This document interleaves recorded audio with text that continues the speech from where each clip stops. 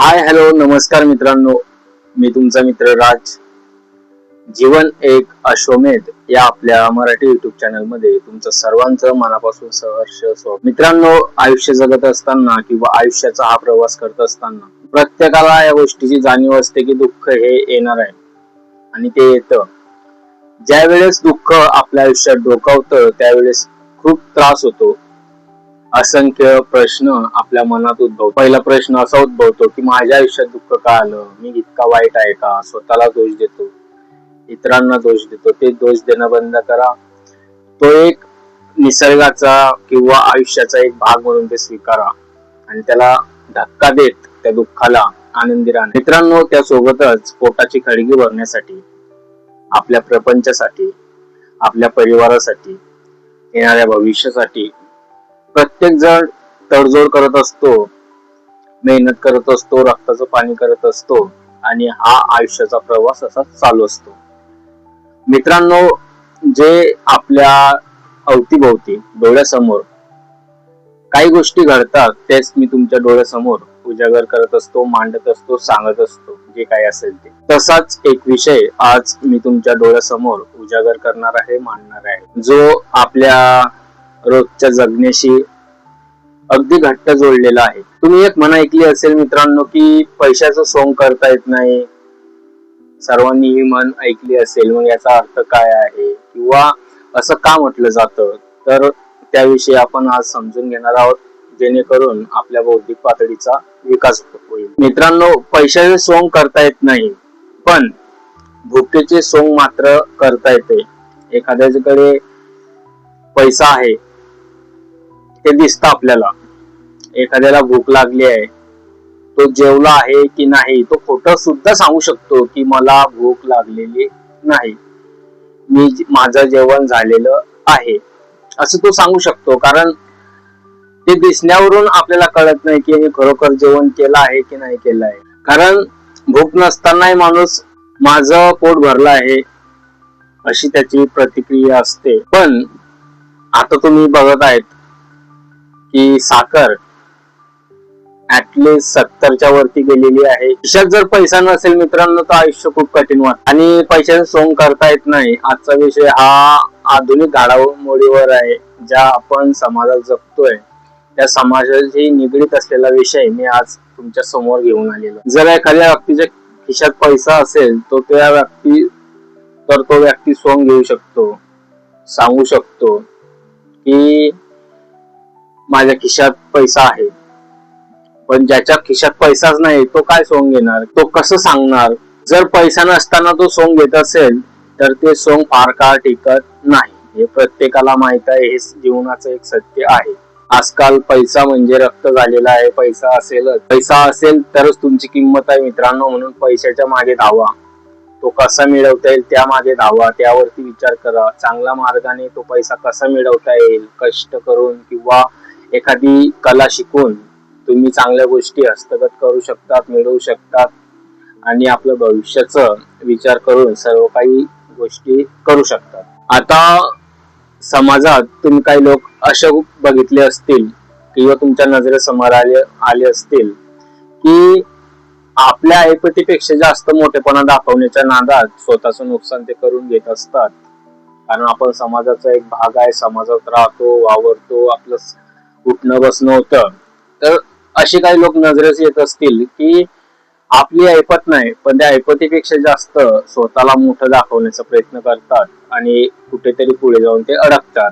आपण किती मोठ्या गाडीतून फिरलो, किती चांगले कपडे घातले, तर एक गोष्ट तुम्ही ऑब्झर्व केली असेल, बघितली असेल, तुमच्या निरीक्षण शक्तीस आली असेल, ते म्हणजे कपडे चांगले असतील, गाड्यातून तुम्ही फिरत असेल पण खिशात पैसा नसेल तर ही गोष्ट कुठे ना कुठे दिसतेच इतरांना की हा मनुष्य गाडीतून फिरतोय, कपडे चांगले घालतोय पण याच्याकडे पैसा नाहीये किंवा हा दाखवण्यासाठी हे सर्व काही गोष्टी करतोय. हॉटेलचं बिल भरताना सुद्धा हात कापतात कारण पैसा नसेल.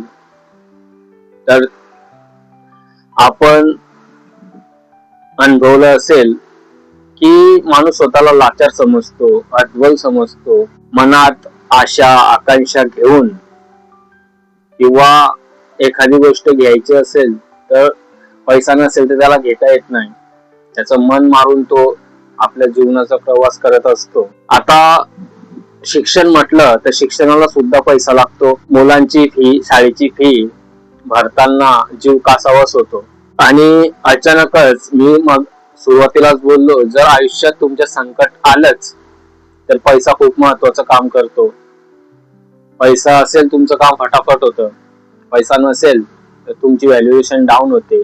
हे पण समाजाचं एक सत्य आहे आणि काळ सत्य आहे. मित्रांनो, मी जे समाजात घडतं, जे आपल्या नजरेस येतं तेच तुमच्या डोळ्यासमोर मांडत असतो. त्याच प्रकारचं एक उदाहरण तुम्हाला मी आता सांगतो. एका गावात 2 शेतकरी होते. एकाकडे कमी जमीन होती तर दुसऱ्याकडे जास्त होती. ज्या शेतकऱ्याकडे कमी जमीन होती त्याने कष्ट करून, मेहनत करून पैसा साठवलेला होता. आणि दुसरं, त्या शेतकऱ्याकडे जास्त जमीन होती, तो नेहमी उधार घेऊन मोठेपणा मिरवायचा किंवा लोकांमध्ये फिरताना दाखवण्याचा प्रयत्न करायचा. आजकाल माणूस तेच करतो, जे आहे नाही ते दाखवण्याचा प्रयत्न करतो आणि कुठे पुढे जाऊन अडकतो. त्याच प्रकारचे हे 2 शेतकरी होते. एक काबाड कष्ट करणारा होता, एक फक्त दाखवण्याचा होता की परिस्थिती माझी चांगली आहेच, पण उधार घेऊन ते दाखवणं आणि मोठेपणा मिरवणं की मला चांगले लोक म्हणतील, समाजात माझं मान प्रतिष्ठा काय असेल ते वाढेल. घरामध्ये एखादा सण असेल तर कर्ज काढून तो सण चांगला साजरा करणं, लग्न करणं, आणि यामुळे त्या शेतकऱ्यावर कर्जाचा डोंगर वाढत गेला. निसर्ग, नियती त्या गोष्टीला आपण टाळू शकत नाही. एक दिवस त्या गावात दुष्काळ पडला. जो काबाड कष्ट करणारा जो शेतकरी होता, त्याने जो कष्टाने पैसा साठवलेला होता, त्याच्या जोरावर तो शेतकरी आपल्या कुटुंबाला व्यवस्थितपणे त्या कष्टाच्या वेळी, म्हणजे त्या संकटाच्या वेळी सांभाळू शकला. पण दुसऱ्याचं मात्र जो सोंग करत होता, दाखवा करत होता, ते उघड पडलं. त्याचं सोंग उघड पडलं. म्हणजे तो जे दाखवत होता लोकांना की माझ्याकडे जमीन आहे, पैसे आहेत. संकटाच्या काळी मित्रांनो पैसाच काम येतो, पण याच्यावरती कर्ज झालेलं होतं, त्यामुळे त्याचं सोंग उघड पडलं. कर्जदार दारात उभे राहू लागले आणि ज्या मोठेपणाचा तो टेंबा मिरवत होता तो एका क्षणात कोसळला. आणि ही गोष्ट आहे पैशाच्या खऱ्या सोंगाची.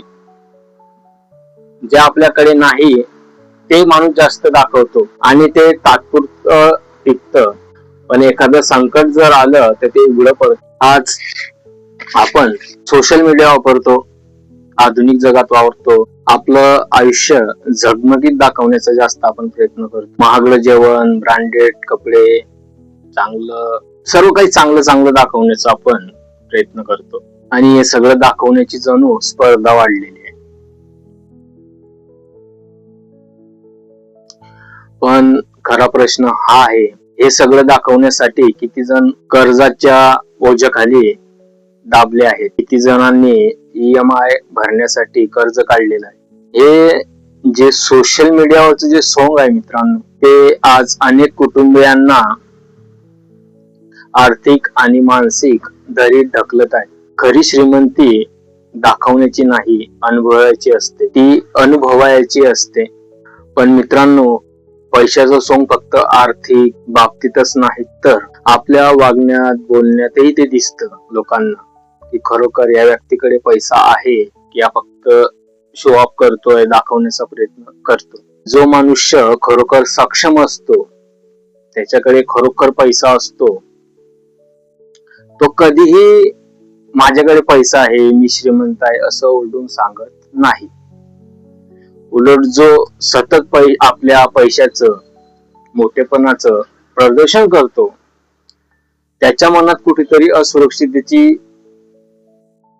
भावना लपलेली असते. त्याला वाटतं मी असं दाखवतोय लोकांना, कुणी येईल, लुटमार करेल, अशी भावना त्याच्या मनात लपलेली असते. जे पूर्वज होते, जे म्हातारी लोक होती, ज्या आधीची जी लोक होती, हे म्हण त्यांनीच सुरू केलेली आहेत.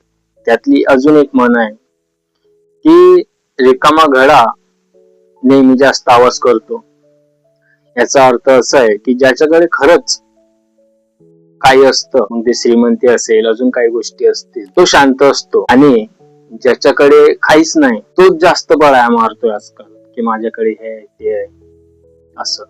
मित्रांनो, तुम्हाला हा विषय समजला असेल तर चॅनलला सबस्क्राईब करायला काही हरकत नाही. मग यावर उपाय काय आहे? माझ्या मते 3 उपाय या गोष्टीवर आहे, किंवा त्या 3 गोष्टी महत्वाच्या आहेत आणि त्या आपल्या या चालू जीवनात लागू होतात. त्यातली पहिली गोष्ट अशी आहे की जे वास्तव आहे ते स्वीकारा. जे तुम्ही आहेत तेच खूप बेस्ट आहेत, ते स्वतः स्वीकारा. आपली आर्थिक परिस्थिती जशी आहे ते स्वीकारायला शिका.